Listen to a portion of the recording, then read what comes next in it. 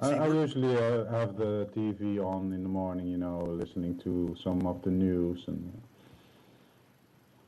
Well, we've been told basically that. Well, let me rephrase that. From the sources that I've listened to, various news sources, I get the vibe that most of the world doesn't give a shit about America. So you're actually interested in a book about a potential American president and first lady role reversal situation. I mean, why does that interest you?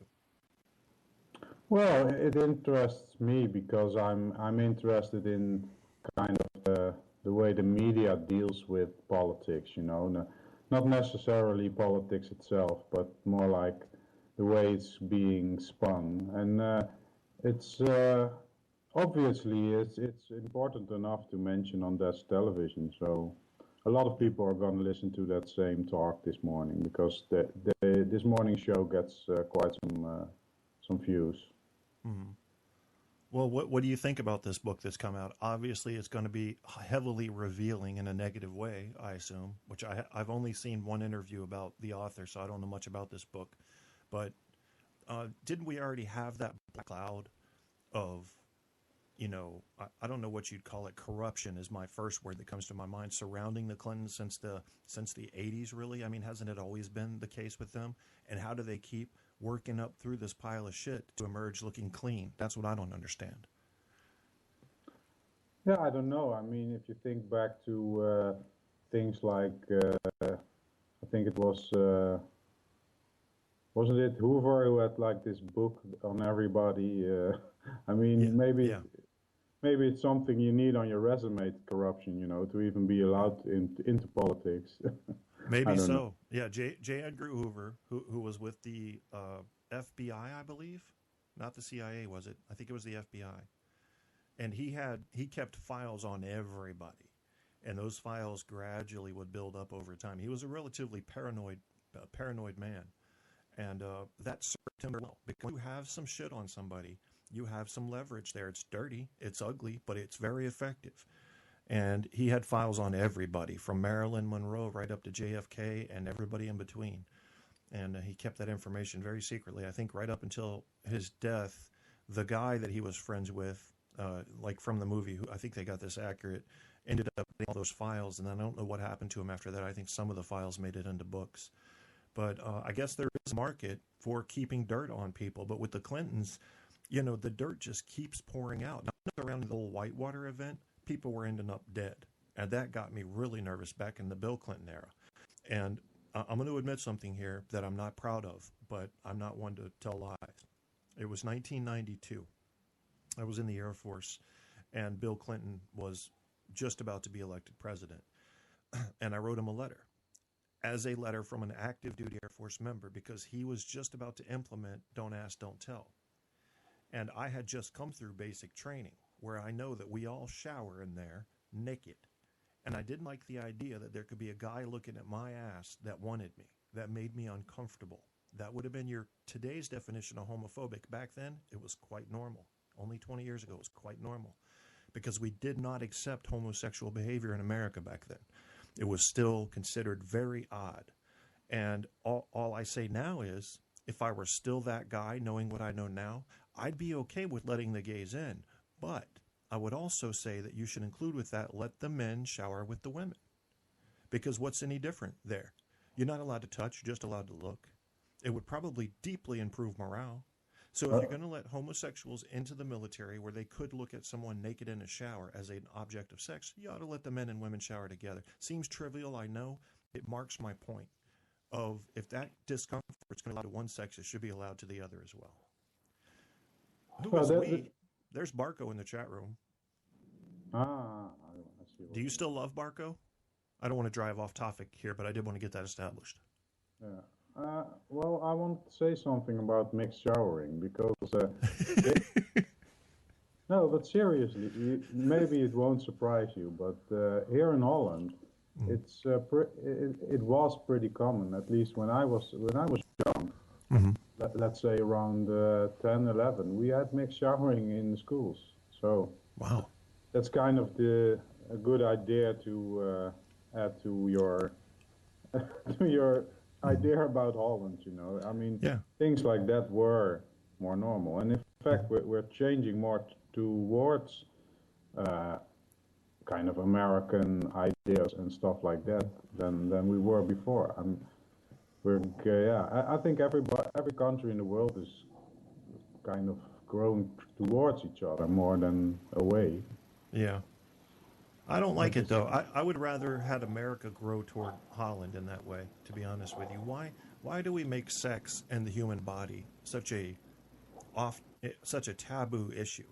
You know, it's terrible. It makes you think that naked is a bad thing. I mean, that's really the message that nobody's saying that, and I don't even know if anybody's thinking that, but that's the feeling that pervades the societal norm of keeping the sexes covered and separated. Naked is a bad thing. Togetherness with a man and woman, or man and woman and woman, is a sin. We don't want any of that. That can only on marriage night, and then you're never allowed to fuck again. Why are we so afraid of the human body? I mean, it is retarded looking, in my opinion, but so what? It's what we have. Monkeys don't care when they run around naked. Sharks don't care. They're swimming around naked. Big old cows running around and bulls with their balls hanging out. They don't care about naked. But all of a sudden, we got to cover stuff up. Yeah, but I think if you'd run around naked for, let's say, 10, 20 years, you probably won't even be looking at genitals anymore, you know. That's right. Kind of be like, I've seen it all. So it's kind of conditioning, and it's probably because of the religious foundation your country was built on, you know? It is. It's absolutely that. I was just listening to a Muslim talk the other day about how his mother was beaten by the Taliban because her ankles were exposed when she walked down the street. She was beaten, and he tried to defend her, so he was beaten as well. Some, but they let him go because he was a kid. He was like 10 years old. And just think about that. If you were to see ankles, suddenly a bunch of ankles on women, what would that do? Be a turn on? I don't understand. Why? You know, the whole idea that a religion wants you to cover your women says you can't trust anybody. Cover them up. Make them think they're tree stumps, because otherwise they're going to fuck them. I mean, that's what I hear coming out of that. Isn't it like, I mean, I think what I believe is that once you start making things illegal, that's when it gets interesting for most people. I mean, not before that. But in Europe, we had Terence McKenna mentioned this on one of his talks, that in Europe it was normal, and it must have been hundreds of years ago, but they even dressed up the table legs because they thought like these curves were too.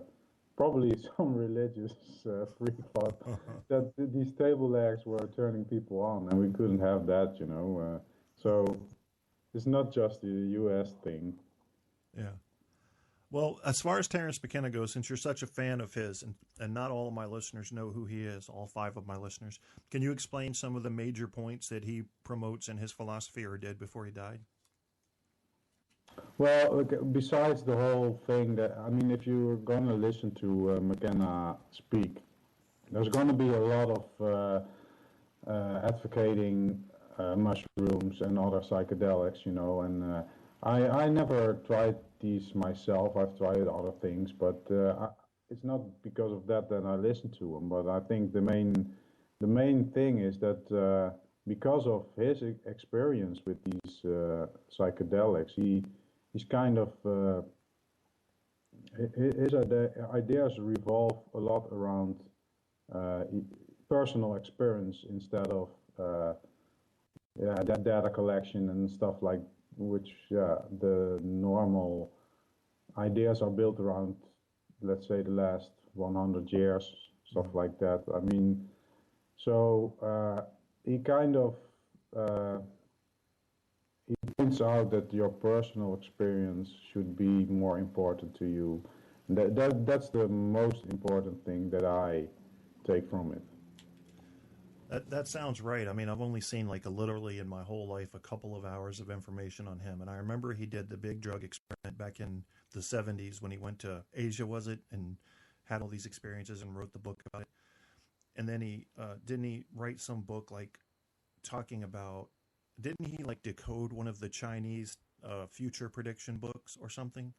I can't remember the story behind it. That's one of the things where he lost me a bit. It's he created something that is called I think it's called the time wave.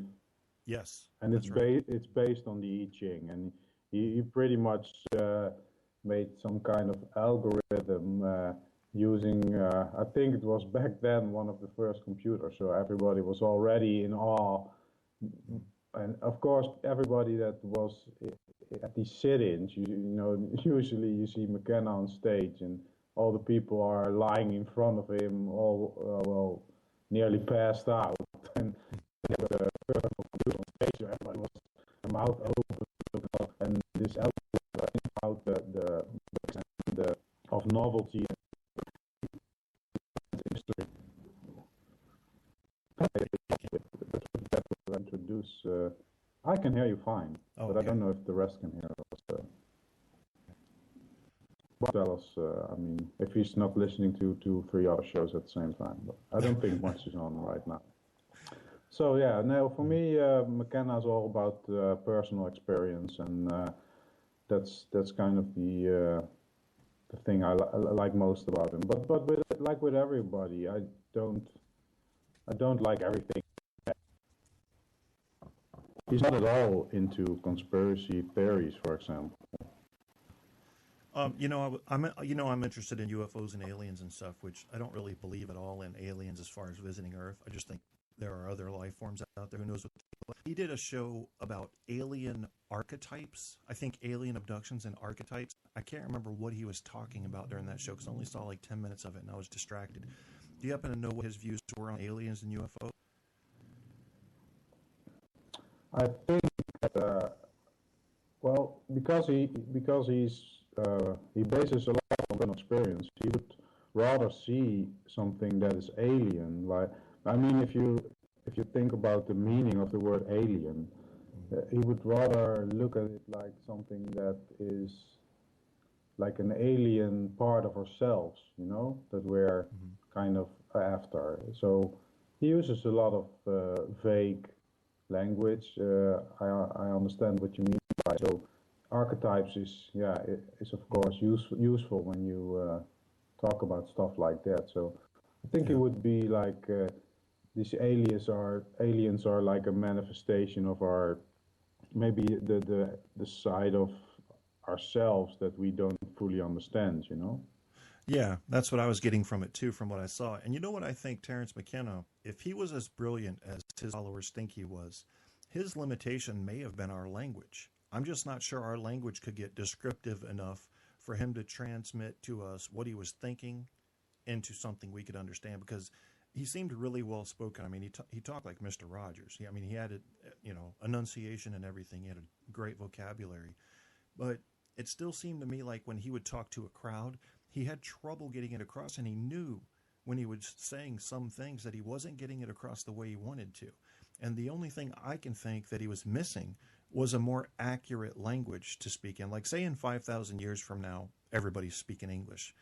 All right, we're going to have a far more advanced language then as far as getting descriptive and having nuance to get ideas across than we do right now. And if you put a Terrence McKenna in that time era, maybe you've got a different effect because his ideas can come all the way through.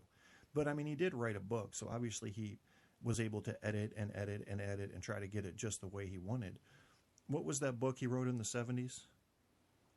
I don't have any of his books, but I think that one of them that I would get if I would get any book is like the Archaic Revival. That's one of the books that I because he looks at time in a weird way, you know. He thinks time is not necessarily, and that's where this time wave theory comes in also. He doesn't think that we're being pushed forward, but he always talked about this attractor. So like we're being pulled to something, and that would mean that the outcome is already set, you know. So it's only the way there that we kind of get to influence. And he spoke about language a lot, that language was should be something that is, he always talked that language should be improved, and maybe even it should become something like a virtual thing, you know. Mm-hmm. He was a big fan of the thought that we could maybe in the future